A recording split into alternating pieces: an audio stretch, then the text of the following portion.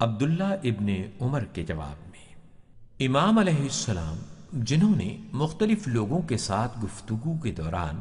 ہر ایک کو اس کی فہم و بصیرت اور طرز فکر کے مطابق جواب دیے تھے، امام علیہ السلام نے عبداللہ ابن عمر کے مشورے کے جواب میں فرمایا، اے ابو عبد الرحمن، کیا تمہیں نہیں معلوم کہ دنیا اللہ کے نزدیک اتنی پست اور حقیر ہے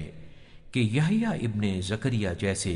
برگزیدہ اور عظیم نبی کا سر اقدس بنی اسرائیل کی ایک بدکار عورت کو تحفے کے طور پر بھیجا گیا تھا؟ کیا تم نہیں جانتے کہ بنی اسرائیل خدا کی نافرمانی میں اس حد تک آگے بڑھ گئے تھے کہ طلوع فجر سے طلوع شمس تک کے درمیانی عرصے میں 70 پیغمبروں کو قتل کرتے تھے، اور پھر اس طرح خرید و فروخت اور روزمرہ کے کاموں میں مشغول ہو جاتے تھے جیسے کچھ کیا ہی نہ ہو،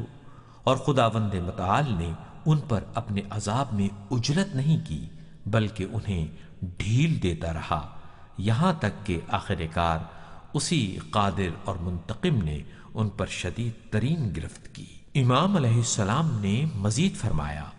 اے عبد الرحمن، خدا سے ڈرو اور ہماری مدد و نصرت سے کنارہ کش نہ ہو۔